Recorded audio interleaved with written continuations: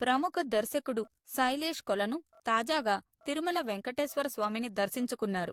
ఈ దర్శనం ఆయన జీవితంలో ఎప్పటికీ మరుపురానిదిగా మిగిలిపోతుందని ఆయన తెలిపారు. ఆయన కుమారుడు అభయ్ చేసిన ప్రార్థన ఈ దర్శనానికి కారణమని చెప్పారు. తిరుమల వెంకటేశ్వర స్వామి దర్శనం చేసుకుంటే ఒక్కొక్కరు ఒక్కో రకమైన అనుభూతికి లోనవుతారు.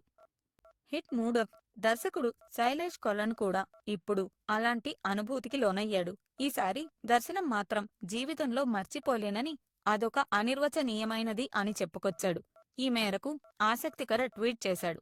నేన జీవితంలో నచ్చివన పజపినెమన పజప అనిర్వచనీయన థ్యాంక్స్ టు అభయ్. నిన్న రాత్రి స్వాతి నేను మా రూంలో నిద్రపోతుంటే అభయ్ ఎవరితోనూ మాట్లాడుతున్నట్టు కనిపించాడు. తాదెన్శాను చేతుల స్వామి కీజైన్ పట్టుకొని తనతో పాటు ఇంటికి వచ్చేయమని వెంకటేశ్వర స్వామిని అడుగుతున్నాడు.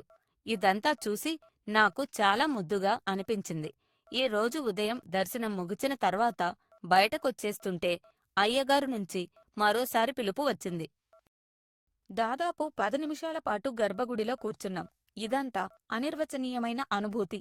అభయ్కి దేవుడి ఇచ్చిన బహుమతిలా అనిపించింది. నమో వెంకటేశాయ అని శైలేష్ కొలను రాసుకొచ్చాడు.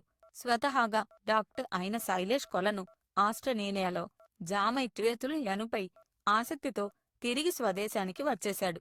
20 ఏళ్ల మూవీతో సక్సెస్ అందుకున్నాడు. దీని తర్వాత హిట్ 3 సైంధవ్ తాజాగా హిట్ 3 చిత్రాలతో ప్రేక్షకుల్ని ఎంటర్టైన్ చేశాడు. త్వరలో కొత్త ప్రాజెక్ట్ గురించి ప్రకటించనున్నాడు. శైలేష్ కొలనుకు తిరుమల దర్శనం అద్భుతమైన అనుభూతినిచ్చింది.